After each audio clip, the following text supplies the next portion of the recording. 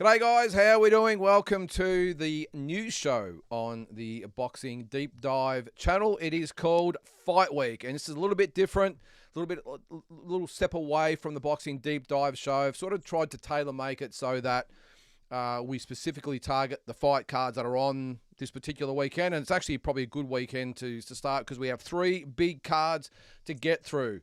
And what we're going to do is run through all the fight cards themselves, give our predictions, but I can't do it by myself.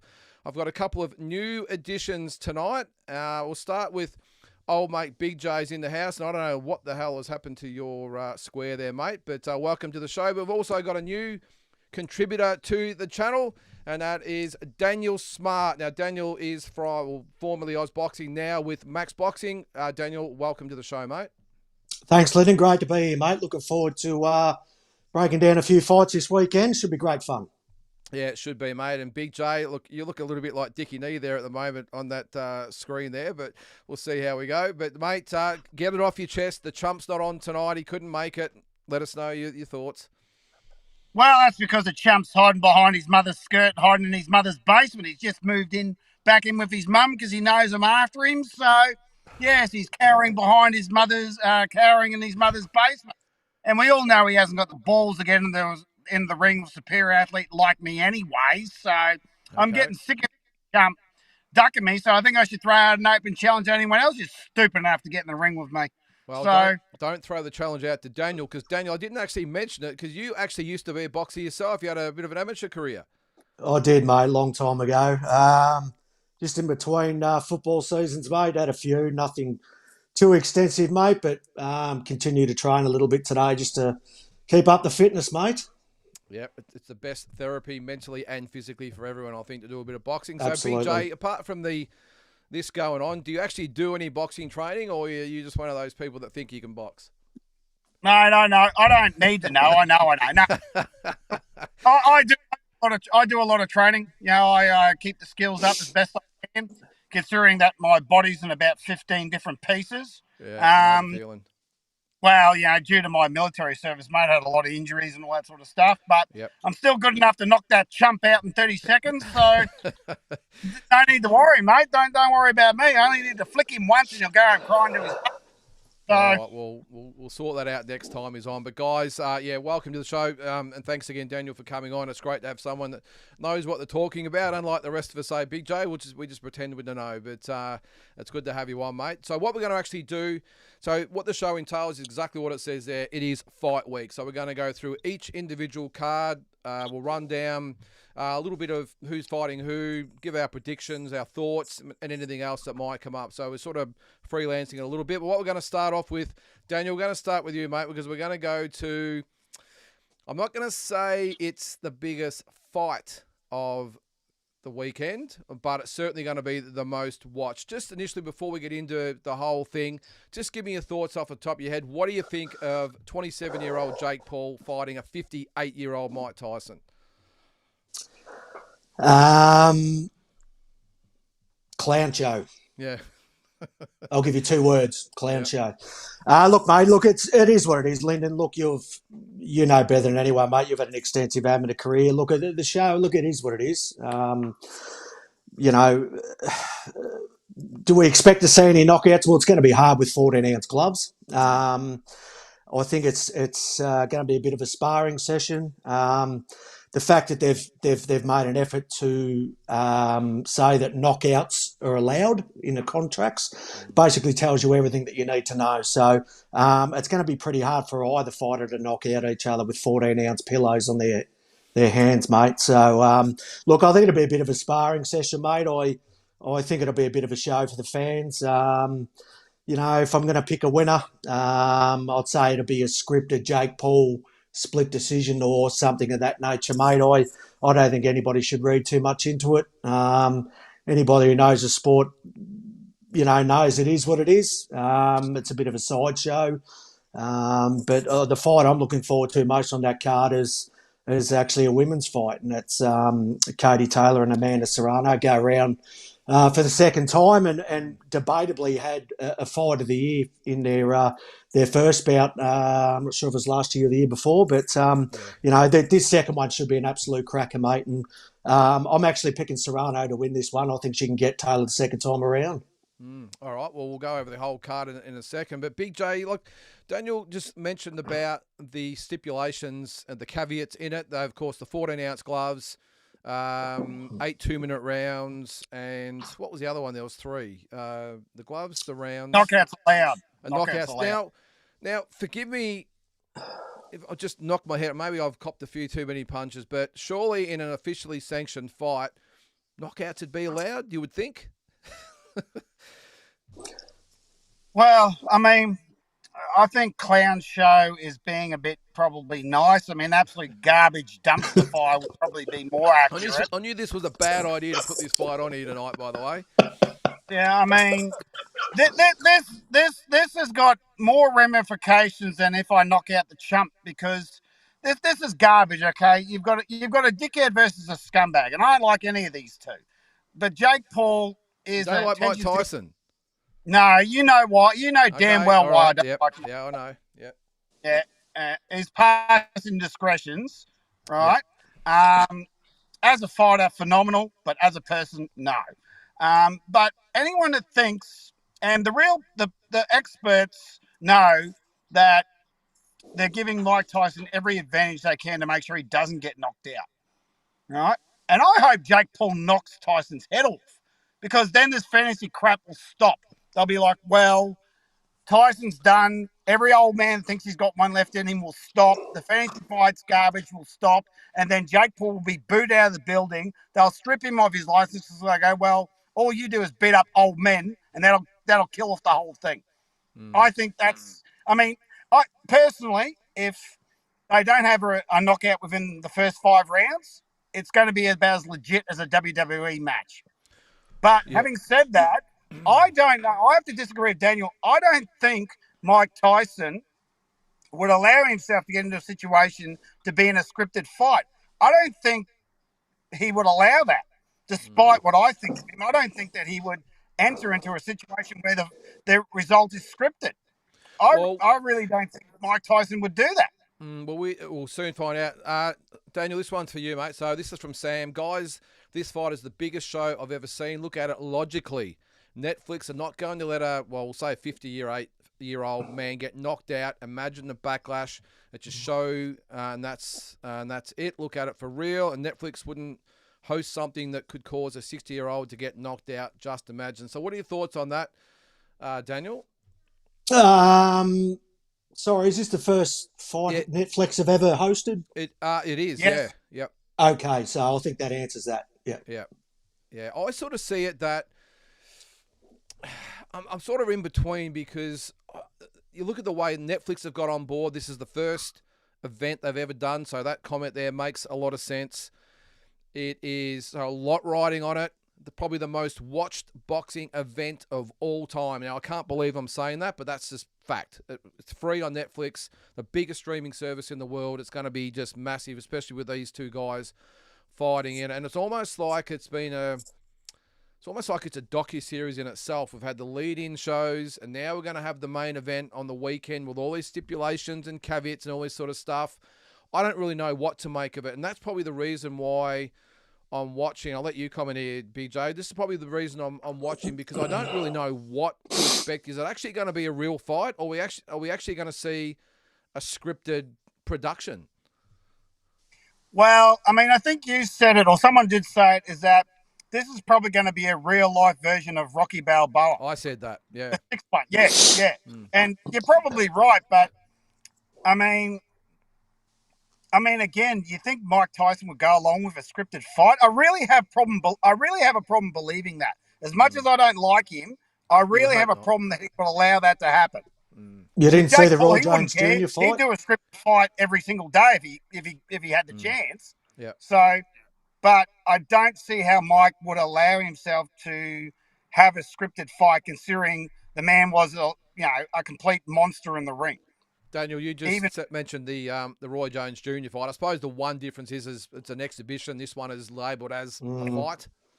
Yeah, look, I think they've purposely labelled a fight and stipulated that KOs are allowed because, I mean, when it come out, people got curious about it and said, oh, this is just going to be another scripted fight. And maybe they saw the writing was on the wall and, lots of people comment about it on social media and maybe they picked up a trend and maybe they've just decided that, to throw that in as a bit of a tactical move, I suppose, to create interest and get people saying, well, look, this, it can't be a scripted fight if KOs are allowed. I don't know. Who knows? It's like you said, mate, you don't know what you're going to get. And I think that's why it's so intriguing. Look, millions and millions are going to tune in. We don't know what we're going to get. From my experiences, though, I would suggest, nobody's going to get knocked out. I think, because Paul's promoting the show. The win will go to him. It'll be a split decision win, and everybody will go home scratching their head, going, "All right, well, why did I pay thousands of dollars for a ticket to go watch it?" I think the crowd, that is a fair assessment. The crowd will be like, but then again, I mean, the undercard is pretty strong, so I don't think. Yeah, it is. Yeah, yeah. The to Netflix credit, and whoever put this card together, right? You've always got to look at the positives. The undercard is very solid. You've got, two world title women's fights, WBO super middle, and the girls 140 undisputed titles. Yeah, we'll get to that. Yep. I mean, the undercard, and of course we've got an Aussie and Dana Coolwell's on it. So, the main event justifies the undercard without a shadow of a doubt. So, I have no real interest in the main event. I just want to watch the undercard. Yeah, let's put up. Yeah, all right. Let's put up the main card now. I'll go through all the fights anyway. But you can see there the main fight on the card: Mike Tyson, Jake Paul, heavyweight, 8 times 2-minute rounds. We've got Katie Taylor versus Amanda Serrano for all the belts at 140, the super lightweight. Mario Barrios versus Abel Ramos, WBC. I think it's the interim title, And then we've got Dana Coolwell and Bruce Carrington, featherweight, over 8 rounds. Now, the other fights on that card, guys, they're the other to WBO 168-pound title, Shadishia Green, 14-1. She'll fight Melinda Watpool, who's 7-0. Over 10 rounds. So, Daniel, we'll start with the main event here. So, Mike Tyson, 50-6, 44 knockouts. His last fight was 19 years ago in June 2005 when he lost by 6th round, retirement stoppage, whatever you want to call it, against Kevin McBride. Jake Paul, 10-1, and that loss was against Tommy Fury, if you can believe that. His last fight was a 6th round stoppage of Michael Perry back in July 2024. So I know we've already sort of covered it. Just break it down, mate. From round 1, what are we going to see? Obviously round 1 with most fights, Lyndon, I obviously don't need to tell you, it's a feeling out period, mate. You get the feel of your opponent. Try and pick up patterns early on in the fight. Do you think it'll be feeling out period though? Oh, I think so. I think maybe the first 1 or 2 rounds, and then maybe we'll see some punches go after that. But as I said, mate, look, I think it'll be, both guys will put on their moments, I suppose, to get the crowd involved and the excitement happening. But, look, I can't see either guy really seriously hurting one another. Mike's 58, 14-ounce gloves. I think his power's gone a long time ago. How serious are those training videos we're all seeing? I don't know. We're not there with an eagle eye watching it live. How much of it's produced? Don't know. Jake Paul, has he developed a technique to really hit hard? Some people would say yes because he's got a couple of KOs, but the guys and the quality he's fought against, I'm pretty sure you could grab someone who's 60 years old out of a pub that could probably do just as well. Strange enough, Daniel, the guy, one of the guy before Kevin McBride that beat Tyson, was it Danny Williams? Danny Williams, yeah. He was still fighting as of last year at 59 years. He's had 89 or 88 fights or something. Yeah. And look, it's a credit to him too. That's a huge effort. But look, mate, it is, it'll be mildly entertaining. Look, I think just the privilege of seeing Mike get back in there and, put the gloves back on, mate. It'll bring back a lot of memories for us nearly 50-year-olds back in the day, when we were 17, 18, sucking a few pots at the pub, watching him, walk out with the death stare and the towel. And, yeah, it you was a had massive event, 200 though, people in in the day? bar. And, mate, they were the days, mate. You can't beat them. Nobody created excitement around a fight and anticipation like Mike did back in the day. And we just hope we get to relive some of that. And I think if we can take a bit out of that, mate, the viewers will the viewers at home will be the winners. So what do you think happens, though? What is, at the end of the fight, what Jake happens? Paul's split decision. Yeah. Split decision. Sorry, I think you said that, yeah. Yeah, split decision or close decision. He's the fight promoter, mate. It'll go his way. Go his way. It's how it usually goes, mate. So just on that promotion really quickly, Lyndon, I've done some math. Yep.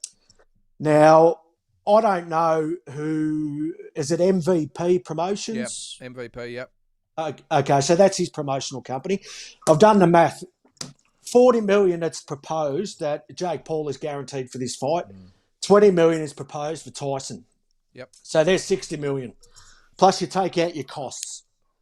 You take out your undercard fighters. I'd imagine Katie Taylor will be getting a nice whack, as will Amanda Serrano.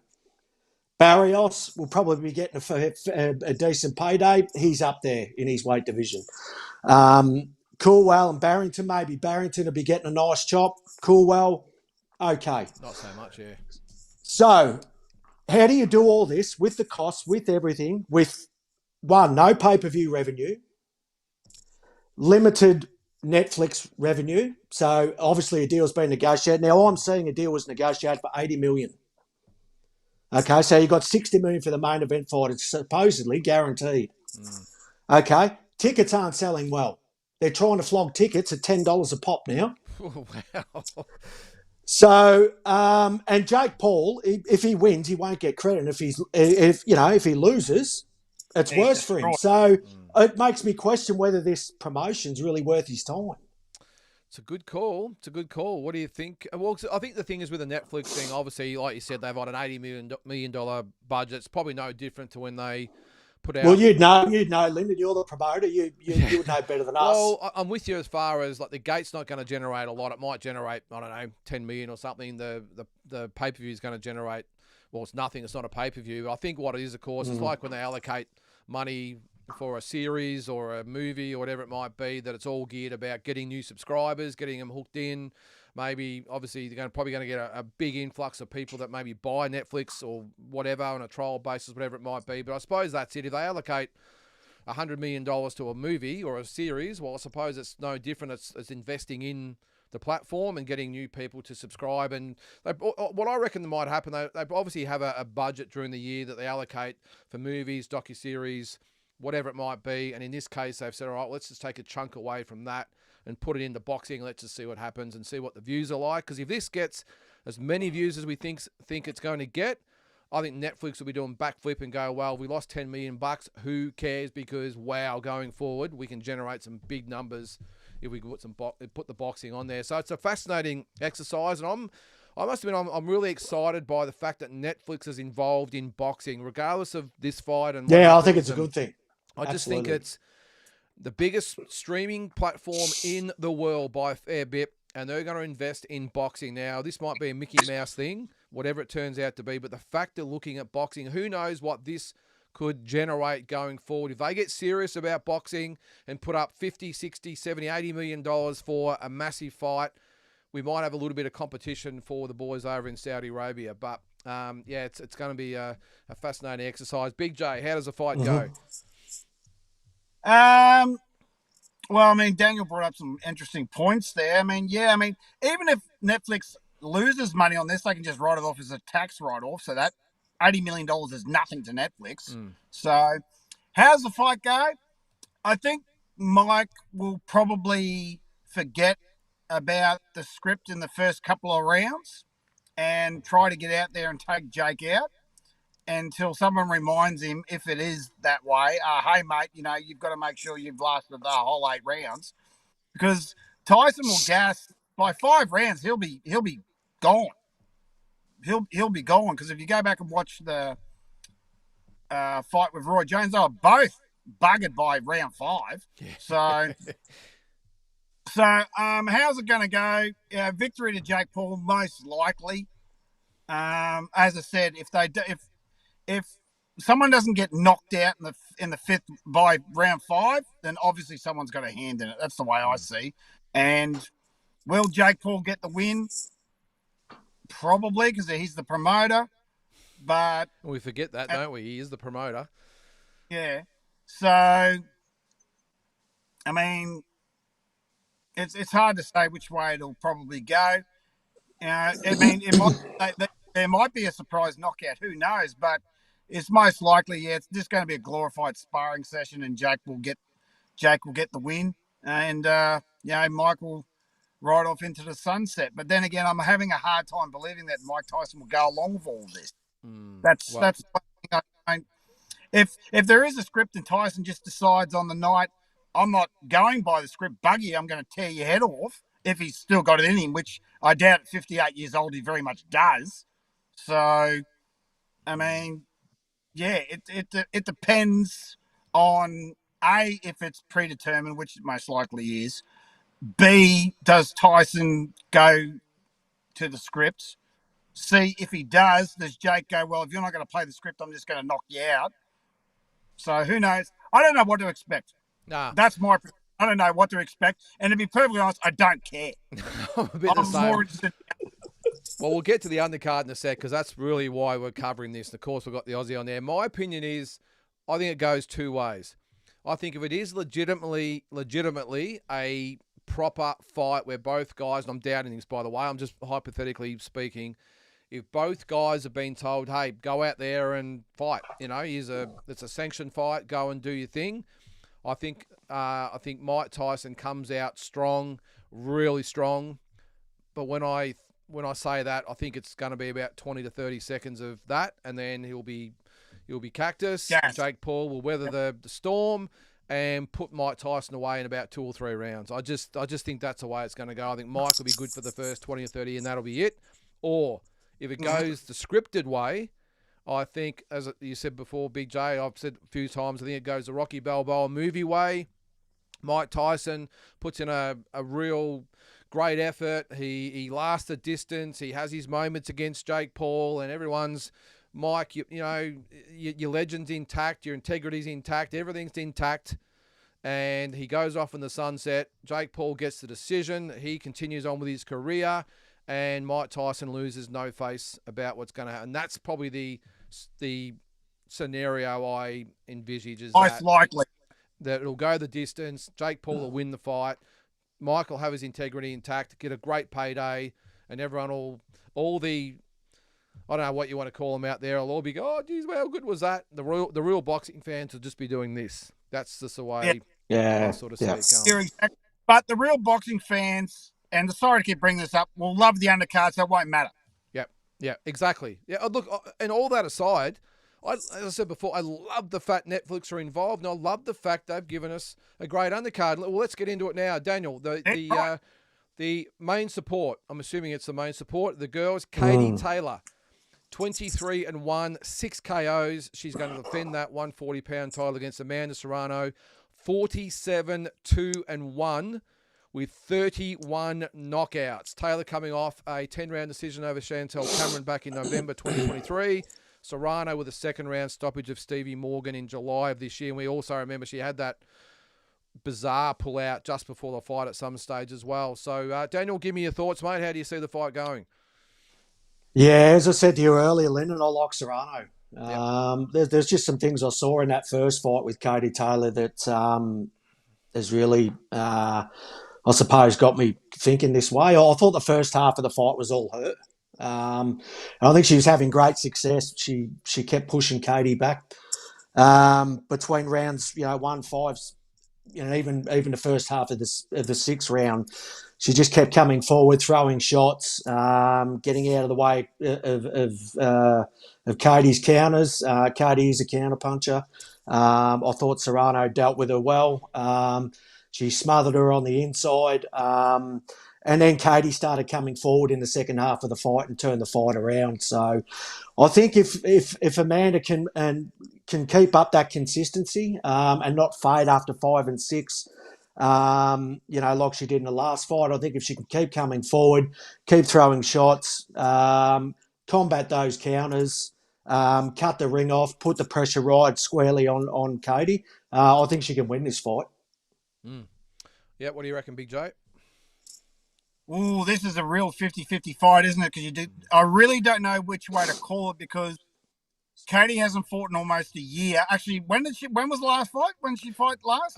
November 23. Okay, so that's almost a year ago. Yep. And Katie, what, 36? She's not a young lady. No. So, sorry. Is that what you said, Katie Taylor? She was November last year. Yeah. So how old's Katie? 36, 37? Something like that, yeah. And Amanda must be around the same age. So these are not young women. So considering the inactivity, but then again, at that level, a year is really not much. But I'm going 50-50, but I'm going to lean towards Katie, purely and solely because she's fought at this weight more than what Amanda has. Amanda is a featherweight. So you've got a blown up... Bantam even, isn't she? Well, yeah, she was undisputed at featherweight. So she's a blown up featherweight fighting against a natural lightweight / blown up lightweight is the fight at 138 or actually at 140? Yeah, Daniel, do you know that? I didn't know anything about a catch weight, but it probably makes sense. I thought it was 140. You would think the Chump fight. Yeah. Oh, well, that's what I get for listening to the Chump. I think he told me it was 138. Yeah, I've seen nothing mentioned about that, no. Yeah, but all the belts are online, so I'm dare saying it's 140. Yeah. More experienced at that weight. So I'm going decision in an absolutely brutal bash down. I think the girls are going to kick it will be daylight out of each other. Yep. And I'm going Katie for the narrow win. Actually, I think it might be an MD. I'm going to call MD. I'm going to go out there and say one card draw, 2 cards for Katie. Yep. Yeah, it's a tough one. Look, the first fight could have gone either way. I must admit, watching the first half of that fight, I thought Amanda Serrano had Katie Taylor more than covered. I thought she was a superior fighter. I thought Katie Taylor really struggled. I didn't think she was strong enough to keep Amanda Serrano off. However, obviously the weight difference played a factor as well, that she was able to withstand Serrano. I've got a feeling I'm going to go with Amanda Serrano on this one. I've always been a really big fan of Serrano, the way she fights, and the fact she's had 50 fights and 31 knockouts. I mean, just a great fighter. And even though Katie Taylor got the win over Chantel Cameron in her last fight, she obviously lost to her before that. I don't think it was overly convincing. I think she's really starting to battle a bit. Not that Amanda Serrano is a spring chicken either, but I've just got a feeling that it's the Serrano. The only thing that's maybe giving me some doubts is just that weight difference. The fact that Amanda Serrano has gone from super bantam to feather and now going up to 140, it's a massive, massive jump. But I think if anyone can do it, Amanda Serrano can. So I think she ties at 1-1, and who knows, we might get the rubber match down the track. But either way, I agree with you guys. It's going to be a ripper fight. Amanda's won belts in 7 divisions, so I think amazing fighter. What's the highest division she's won a belt in? Surely she must have won one at 140 before. No, I think it's only 126. I think that's a high. 120. So I think she's won one at 130. Yeah, hang on. Good. I'll just quickly bring her up, actually. Where is it? Surely she's won a belt at 140 or maybe even one welterweight previously. I'm just get a bit confused with her and her sister sometimes. So Amanda Serrano, she's gone... Well, when the first weight, she's gone back. She was so she started off at 126. Okay, she's gone up and down. I thought it was 122. Must have been her sister. Yeah, either way. Yeah, she's got her sister, Cindy. Yeah, either way, just a great champion. So I think that'll steal the show. Just quickly through the other fights. Well, we'll cover the Aussie first. Daniel, Dana Coolwell, 13-2, 8 knockouts up against Bruce Carrington, who's obviously the A side in this, no disguising that. 13-0 with 8 knockouts. Coolwell coming off a 10-round decision over Fernando Tagpuno Jr. back in March of this year. Yeah, I think it says it's 20 this year. Carrington with a 10-round decision over Suleiman Segawa back in September of this year. Daniel, obviously Bruce Carrington is the A side. He's obviously the one they're all focusing on. Dana Coolwell, has he got a chance? No. Okay, just to put it bluntly. I'll say this, though, Lennon. Look, good on Dana for, getting this fight and getting his first big opportunity, and, obviously lots of exposure and a really great opportunity for him. And, mate, I really hope I'm wrong. But, mate, I don't know whether too many have seen Choo Choo Carrington fight, mate, but this guy is super talented. I think he's just got too many weapons for Dana, unfortunately. He's fought the better opposition in the US. He's had a better pedigree. I think this is Dana's first trip overseas, if I'm not mistaken. I think it might be, yeah. So, look, big pressure. But also with big pressure comes big opportunity. So, it's all in front of him to do. Do I think he has a chance? Slight chance, maybe, but I just can't. I can't see it, Lyndon. I think Carrington probably stops him in the first 4 or 5, unfortunately, and I certainly hope I'm wrong. Yeah. What do you reckon, Big J? Yeah, mate, I'm the same. I mean, knowing the fact that I know very little about Dana Coolwell, so I'm not going to say that I'm an expert, but traditionally Aussies do very, very badly in the States. I mean, you can count on one hand how many Aussies have had success in the US, and I don't think Dana Coolwell is going to be one of them. I could be wrong, but I think that since this Billy Carrington guy has got all the skills, has a 13-0 record, how many knockouts has he got? 8, Bruce Carrington. Okay, so that's 8. So that's 50%. So I think Dana might get stopped in the fight. I think what Daniel said is pretty much right, even though I don't know much about. I have seen Dana Coolwell fight before.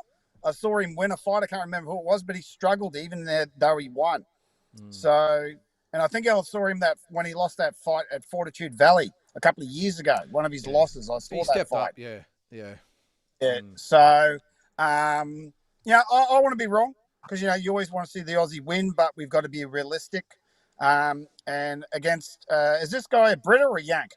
He's a Yank. Yeah, a Yank at home. Considering the level of competition that Yanks have, going against an Aussie who's never fought overseas, you have to side with the Yank. I don't want to, but that's just the way it's going to go most likely. I'm happy to be wrong. So, yeah. All right. But, quick shout out to Andy. Andy in the chat, super chat. Thanks very much there, mate. Really appreciate that. You're single-handedly keeping the channel afloat at the moment, Andy. So I appreciate it, mate.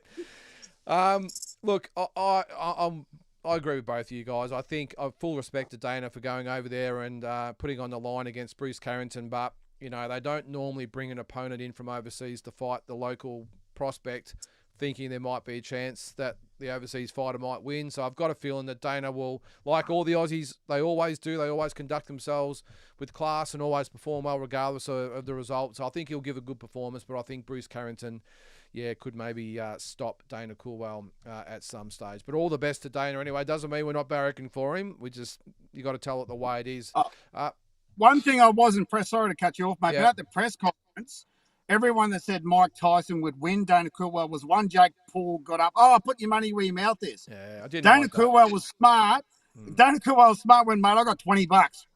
So good on Dana Coolwell for using his brain and not putting ridiculous amounts of money on Mike Tyson. So I thought that was pretty funny because Jake Paul lost his mind when people saying Tyson was going to win, but it was probably all part of the show anyway. But good on him for saying, yeah, mate, I've got $20. So I thought that was funny. Good on him. All right, well, we'll move on. We'll just race through these ones. I won't ask too many predictions with that. We'll just go through the cards. So I've got Mario Barrios, 29-2 against Abel Ramos, 28-6-2, 22 KOs. Barrios coming off a 12-round decision over Fabian Madana back in May. Ramos with a 5th-round stoppage of 1. Raymond Guzman back in April. The other fights on that card, Shadosia Green, 14-1 against Melinda Watpool, 7-0 for the WBO 168-pound belt. And the other one I didn't actually notice, which should be, because someone mentioned it before, Lucas Abadi, 17-0 against Amando Casamonica, who's 14-0. That's at lightweight, so that should be a really good fight as well. So, guys, it's on Netflix. I think the telecast starts at 12 o'clock. I'm going to go live at 1:30. So, hopefully Dana hasn't fought by then. If he's on, I might go live anyway. But it'll be a big day. And not Sunday. This is Saturday time, isn't it? Saturday, yeah. So Friday Yeah, night over there. Yep. yeah, just making sure. Yep. All right, guys, let's move on to the next card this weekend. It's sort of gone under the radar a little bit. It is the Latino night in Riyadh, Saudi Arabia, part of that the season over there. And, Chris Billum-Smith, 20-1, 13 KOs, coming up against Gilberto Zurdo Ramirez, 46-1, 30 KOs for the WBA and WBO cruiserweight titles. Daniel, it's gone under the radar a little bit. Give me your thoughts. Yeah, this is one fight it has, obviously, well, for obvious reasons. They picked the wrong weekend, didn't they, Lyndon? They with what's going on in Dallas. So, look, mate, I think Ramirez wins this and wins this easily. I'd expect a stoppage. I think Billum-Smith's pretty basic fighter. Come forward, jab, tuck the occasional right hand. After that jab, doesn't particularly move his head well. I think he's a sitting duck for Ramirez, mate. Ramirez is a guy who likes to put them together. He won't just jab, and he won't just one and then 1-2. He'll 1, 2, 3, 4, 5, 6. He'll put them together, mate. And I think Billum-Smith's in real trouble here. Can't see how he wins a fight. Some of Ramirez's notable opponents, obviously Bivol, that was a unanimous decision loss, which is certainly no shame. He's one of the very best in the world, as we all know. Joe Smith Jr., who's obviously beat the great Bernard Hopkins, Gonzalez from Cuba, and Arthur Abraham when he was in his prime. He's got to win over the very powerful Arthur Abraham. So, looking through some of Billum-Smith's opponents, Riakapor, 1 win, 1 loss. Don't really rate Riakapor. Matus Mastanak, he's a guy that's been around the block about 10,000 times. And Lawrence Okoli, another guy I probably don't really rate up there. So, better opposition for Zurdo. I'm hoping he gets through this because I think I speak on behalf of a lot of Australians, a lot of boxing fans around the world. We really want to see a unification with our very own Jai Opetaia. Yep, I'm with you, mate. Big J, actually, before we get to you, I forgot to actually bring up the actual card. So you got Chris Billum-Smith, Zurdo Ramirez for the WBA belt as well. I haven't put on there, and the WBO. Williams Zapata, Tevin Farmer should be a really good fight. WBC interim lightweight title over 12 rounds. Oscar Colozzo versus a guy Aussies have come to know pretty well, Thummamoon Nyom Trong, who just beat Alex Winwood for the WBO and WBA minimum weight title. He's fighting again. Yes, yep, he is. Yep, wow. Jose Ramirez, quick turnaround. Arnold Barboza Jr. for the super lightweight over 12 rounds. So we'll get to the rest of the undercard in a minute there, guys. But Big J, thoughts on the main event? Yeah, I think is it Ramirez? Is his name? Yeah, Zurdo Ramirez, Gilberto Ramirez. Yeah. Ramirez. Me and T Street were talking about this the other day. We haven't done the video about it. We were chatting about it the other day. And Ramirez is going to absolutely just pulverize Chris Billum-Smith. I mean, it's going to be pretty nasty, I think, what's going to happen. This Ramirez guy does not muck around. Chris Billum-Smith is as Daniel said, a basic, I'd probably say a C-grade fighter, maybe a B-minus fighter. Yes, he has got a world title, but if you look at the competition, pretty weak. I mean, to be fair, the cruiserweight division has always been a weak division in boxing anyway. But, yeah, I think Ramirez easily destroys CBS and then goes on to have what many will think will probably be the fight of the division in the cruiserweight division. I think it's going to be an awesome fight between himself and Jai Opetaia. And that would be a real test for Jai because I think Ramirez is the only guy that's really a threat to Jai. Besides Ramirez, I think Jai just absolutely cleans out the division. I think Ramirez is his only threat. So yeah, I'm with you there. Look, I'm surprised that Billum-Smith has had so much, a lot of people having a bit of faith in him. I understand he's got the world title, but I just struggle to see how he's going to get past Zurdo Ramirez. I mean, Ramirez is a tough guy, obviously a really extensive resume, and I just don't see Billum-Smith being able to hold him off and go with him. So I wouldn't be. He's got a very shrewd promoter. Good call there, mate. Yeah, good call. I just think Ramirez stops him late. I just think he might hang in there and he'll be game, but I'm going to go for maybe a 10th 10th or 11th round stoppage, I Oh, would think. question: how many fights at cruiserweight has Ramirez had? Did he beat Arsene Gumilian for the WBA title? That's a good question. I don't think he's had too many at the weight, has he? No, that's the other thing, because you've got to remember that 175 to 200 is a bloody big jump. It's the second jump in boxing. So this will be his third. So Yeah, his last fight yeah. at 170, at light heavyweight was against Bivol, and he lost that, of course. And then he beat Joe Smith Jr. at 191, and then he beat Arsene Goulamarian at 199. So at pretty much 200 pounds. So yeah, no, I just think that's good. But I just think he's going to have way too much for. Oh, yeah, it could destroy him. But once again, there's weight divisions in boxing for a reason. That will probably be a factor, but I think a very small one. A very small factor. The fact that he's out of cruiserweight, he's an obvious. He's only had two fights at the actual weight. So, but then again, Chris Billon Smith is considered the weakest champion in the division. So, but who's the WBC bloke? He's one of Don King's fellas, isn't he? And he can fight, no problem about that. But Ramirez is a different beast, I think. Look, it wouldn't surprise me if something happens. You know, upsets happen all the time, but I'd be surprised if it happened in this fight. The undercard, Daniel, we've got William Zepeda. 31-0, 27 KOs up against Tevin Farmer, obviously very experienced campaigner, 33-6-1 with 8 knockouts. Zepeda coming off a third round stoppage of Giovanni Cabrera, looked pretty impressive in that, and he wiped out, I think, Maxi Hughes before that as well. That was back in July, and Farmer actually lost his last fight to Raymond Muratalla back in July as well. So I'm probably thinking this goes one way. What are your thoughts? Yeah, without trying to steal the words out of your mouth, Lennon, obviously Zepeda, mate. Too strong. I mean, look, Tevin Farmer's had a reasonable career. He's been world champion, fought some tough opposition, but I just think Zepeda's really, really on the up, mate, and he's got the potential to be a superstar at world level. So I think Zepeda actually stops Tevin Farmer, and I'd probably say middle to late rounds. Yeah. What do you think, Big Joe? I think he blasts him out of there inside of 4 rounds. I mean, Tevin Farmer, as good as a boxer as he is probably a washed-up, blown-up super featherweight. I mean, how many fights has he had at lightweight? I know he beat Billy Dibb for the vacant title a few years back. Now, was it about 6 years ago? Yeah, that's right. 2018, I think it was, 2019 maybe. Yep. But, I mean, I don't think Tevin Farmer's had, maybe 1-2 fights at lightweight, where William Zepeda, I think, is a natural lightweight. So I think he blasted him out of there inside of 4 rounds.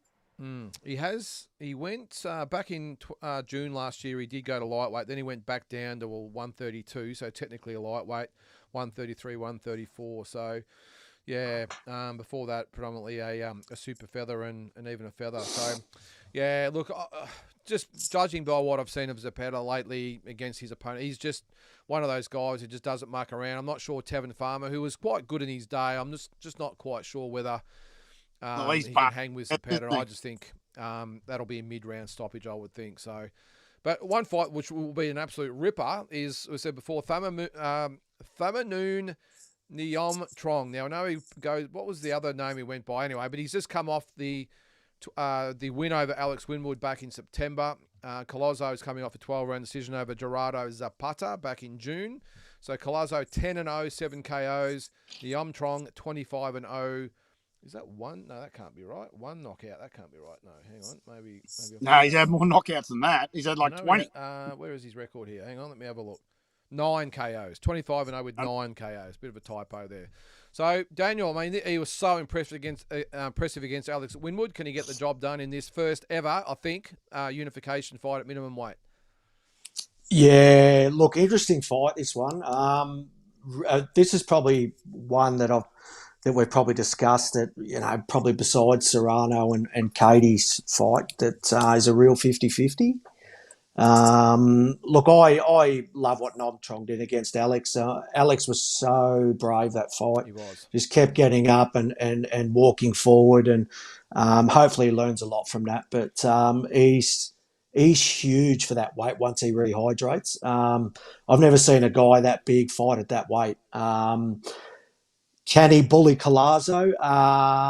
Maybe not. Look, I think Neom Trong I think by split decision. Yeah. Yep. What do you reckon, Big Joe? Yeah, I'm going the same. Yep. Even though I haven't seen the other guy fought, what Noam Chong did against Big Man. Just guessing? Yeah, well, I mean, I'm making an educated guess here. Yeah. But basically, from what I've seen, that this guy, remember, this will be like his, 15th title fight or something in a row? I mean, how many fights is this? He's been world champion 8-9 years, so he's the longest reigning world champion at the moment. He's only 32, so why he's at the arse end of his prime. He's still got it, and he kicked the living crap out of poor old Alex. Anyone that says differently, get your eyes checked. He was pretty game, Alex, but yeah, he won clearly, yeah. Well, yeah, he clearly kicked the daylights out of him. So, yeah, I mean, I think, but then again, Alex was 5 fights in, something like that. So, I mean, it's certainly going to be, besides, Four, Daniel actually. said, that was his fifth. Fifth, yeah. So besides Amanda and Katie's fight, this will probably be the fight of the weekend. So I don't know who to go, so I'm going 50 so I don't look like a dickhead. 50. No, I'm with you. I think Nyam Trong, or what was it there? I knew it was, what is it, the CP Fresh Mart. I knew it was... Newman, I think. CP Fresh. That's it. CP Fresh. Knockout, though. Was it? Knockout was in there somewhere. What was it? People call him Knockout. Anyway, they always go... The Thais do things a little bit different over there, and they name themselves after gyms, and I'm glad they do sometimes because I'm no good with pronouncing their names. So, all right, the rest of the card we'll go through just quickly. Jose Ramirez should be a really good fight. 29-1, 18 KOs against Arnold Barboza Jr. 30-0 with... I haven't got his knockout there, sorry. Ramirez coming off a 12-round decision over Rances Barthelemy back in April. Barboza with a 10-round decision over Sean McComb back in April as well. A couple other fights on that card. Oscar Duarte, good fighter, 27-2-1. He's up against, how do you pronounce it? I can never pronounce these Russian names. Botirzon Akhmedev, who's 10-3. Should be an okay. Well, he'd probably back Duarte there. And Ziad Almayouf 6-0 against Juan Carlos Garcia 5-6. I got a feeling who we think's going to win that one as well. So should be a great weekend, guys. That's on DAZN on Sunday Australian time. So make sure you check that one out. Coming to you from Riyadh in Riyadh, Saudi Arabia. So another fight to add to the weekend. And if you've got Stan and maybe Binge, I think you said, Big J, we'll get to that in a sec. We're going to go to the Penrith Panthers Rugby League Club. Now, I know, actually, I'll bring up the fight there. That would help, wouldn't it? Now, I know this is not technically the main event, but we're calling it the main event. It is Paulo Aokuso coming up against Clay Waterman. I'll bring up the fight card there of the main fight. So we've got Paulo Aokuso, Clay Waterman over 10 rounds at light heavyweight. Tyson Pedro against Kris Terzievski at heavyweight over 10 rounds. Curtis Scott up against Liam Messam at heavyweight over 4 rounds. And Jacob Clinshaw and Zeke Campbell going at it over 6 rounds at welterweight. There's a couple other fights on that card, but we'll go to the main card first. So, Daniel, I mean, Paulo Aokuso, first I want to hear your thoughts before you get into this fight. What do you make of the decision by Paulo Aokuso to leave No Limit? You've got what looks like a generational talent here, the number one promotion in the country, and he leaves them to go his own way. I just want to hear your thoughts on that first. Yeah, well, I only heard of this recently, Lyndon, and I thought it was a very interesting decision. We noticed a lot that Paulo wasn't fighting regularly. For whatever reason, I don't know. Perhaps No Limit can explain that. But they've been under the pump a bit lately, No Limit. I'm not sure what's happening. But anyway, look, from an outsider looking in, good luck to Paulo if he's going to go do his own thing. I wish him all the luck in the world. But, yeah, certainly very interesting times with No Limit, that's for sure. Yeah, and the strange thing to me, Big J, was that it was just after Paulo Aokuso had just headlined his first show on those Wednesday night shows. Just headlined his first one.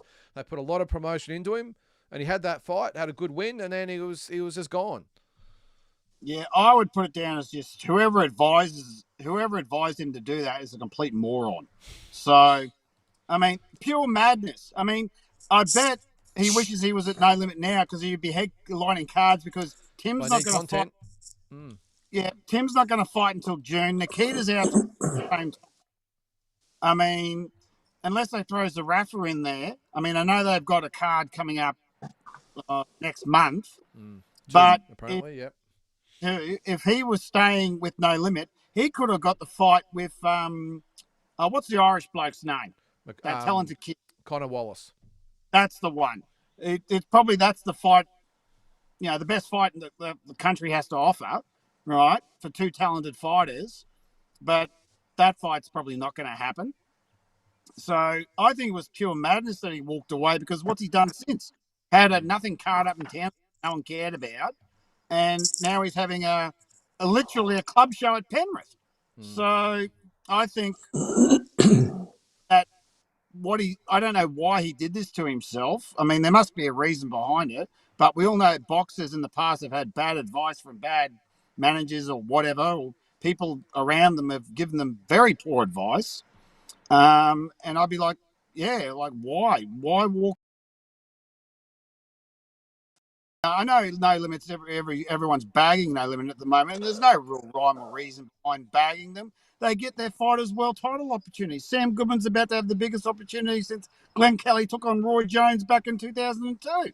So you can't say No Limit don't get their fighters the world title opportunities. So I can't fathom why he did it. I can't fathom it unless there was something. Obviously, there's more to it than meets the eye, and we'll probably never know the real reason. But whatever the reason is, he must have thought it was in his best interest. Who knows? So, but I think he'll clean up Waterman pretty easily. I mean, he's a very talented fighter.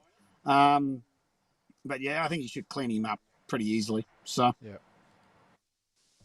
All right, Daniel. As far as the fight itself, who do you think is going to win and why? Yeah, I'd have to agree with Big J. I think Paulo's probably got too many weapons, mate. That hand speed is incredible. His movement, he's in, he's out. Very, very slick fighter. But having said that, Clay Waterman has a very long and distinguished amateur career, mate, and he's a strong fighter, Clay. He really is. So I'm not totally counting Clay out here. I think he might even be in it for the first few rounds. Absolutely, I'll give him a chance. But I think looking at the bigger picture, mate, I think Paulo is that hand speed is lightning, mate, and that's going to be really hard to combat for Clay. So I probably think maybe a decision or a late stoppage for Paulo.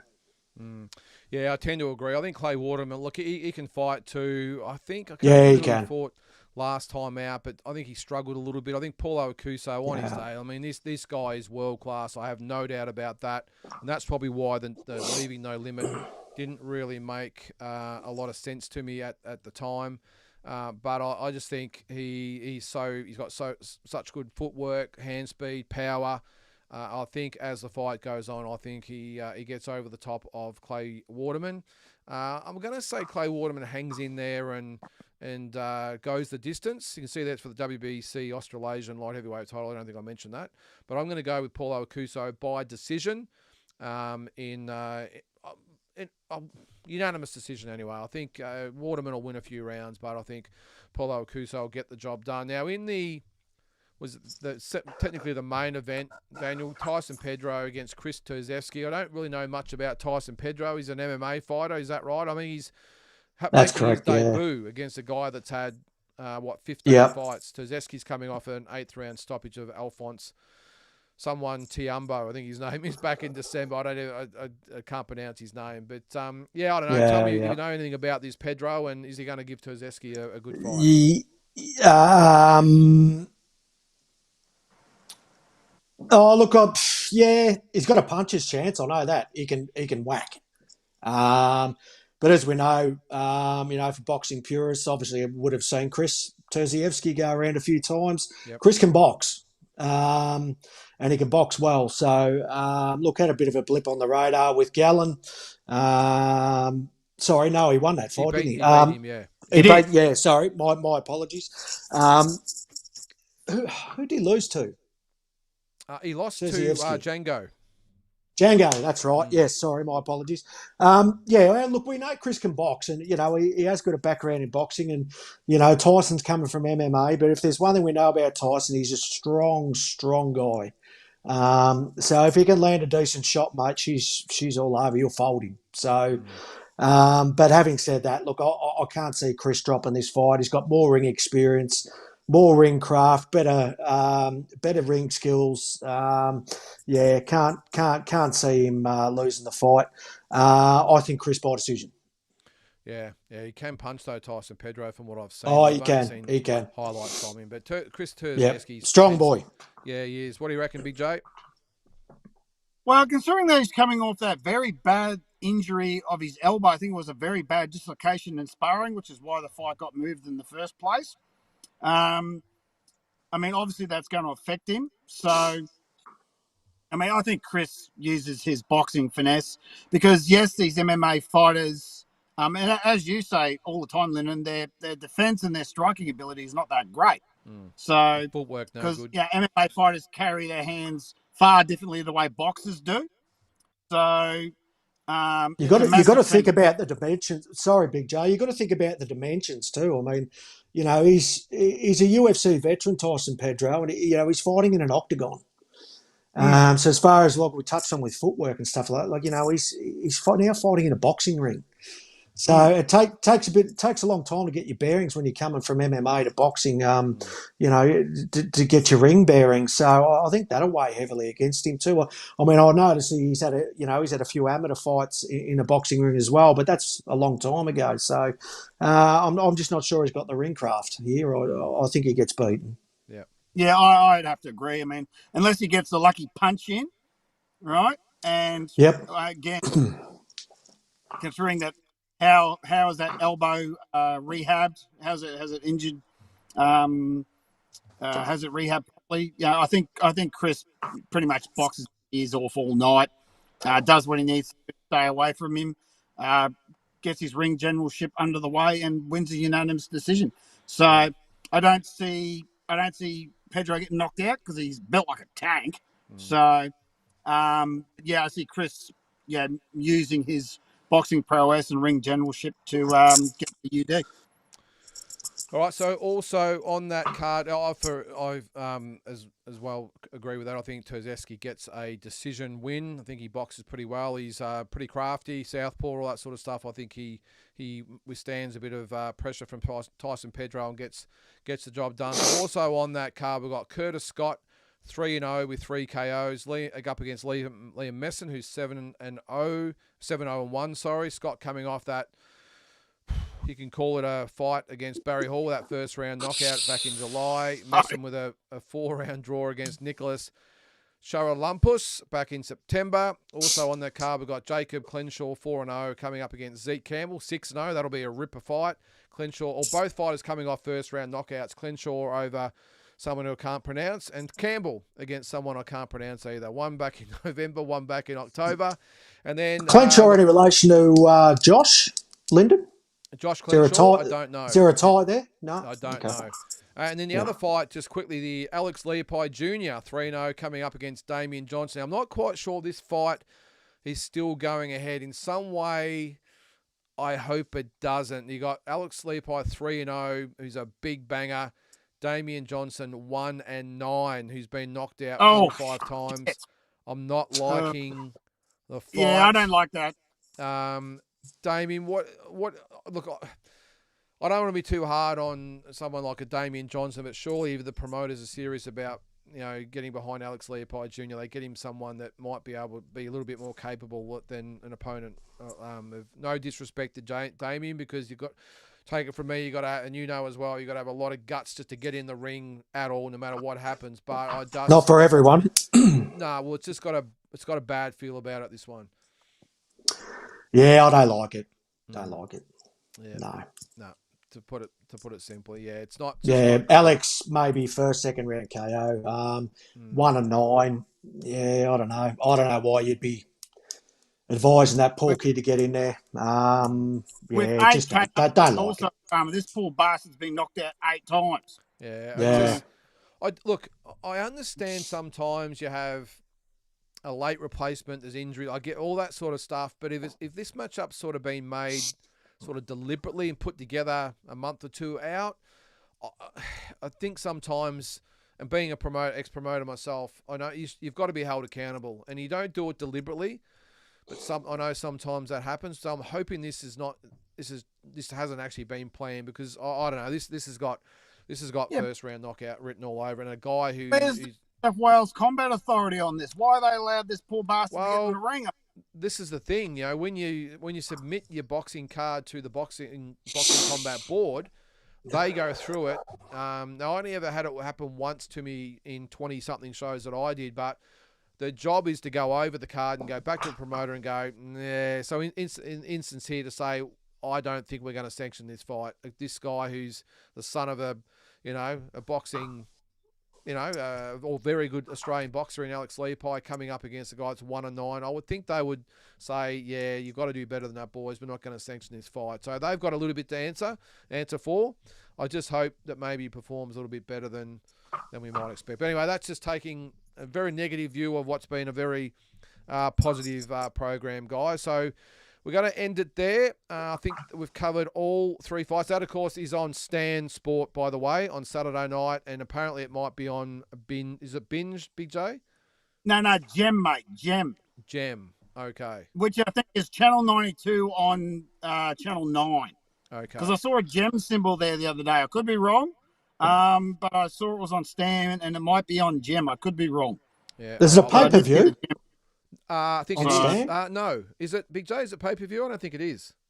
Yeah, I think it's pay-per-view. Well, I think it's because I was talking to the chump about it. I think it's free on Stan, but Stan's a subscription service. Yeah. So, right. Okay. Yeah. Yeah, but all the other fights I've done, I reckon, have been pay-per-view. So, look, who knows? I don't have sport, but I'll check it out. Hopefully I can get it on Gem. But, look, it's going to be a massive weekend of fights. 3 big cards to look at, whether you're an Aussie fan or a world fan, or you just want a little bit of entertainment on Saturday with the big fight from Dallas, Texas. Just tune in. But all in all, look, boxing's on TV. That's all that matters. So, guys, really appreciate it. Thanks again, Big J and Daniel. Really appreciate you being on, mate. We will definitely have you back in future episodes. Really appreciate your input. And, guys, have a great weekend with the fights, and we'll catch you next time. No, mate. Sorry? Just before we go. Oh, sorry, yep. Can I just plug my channel? Go for it quickly. Yeah, guys, if you want to see me go off my nut about this Tyson bloody Jake Paul fight, tune into Aussie Boxing Talk. I lose my mind for 5 minutes. I didn't do it here because I didn't want to, lose my mind on Save your it for your show. own channel. Yeah, watch me go off my brain about it, and if the chump's got the guts, I'll see him in the ring. All right, no worries. We'll wait for that till next time. So, guys, again, thanks very much for coming on, and we'll catch you next time. Cheers, mate. Thanks, Lyndon.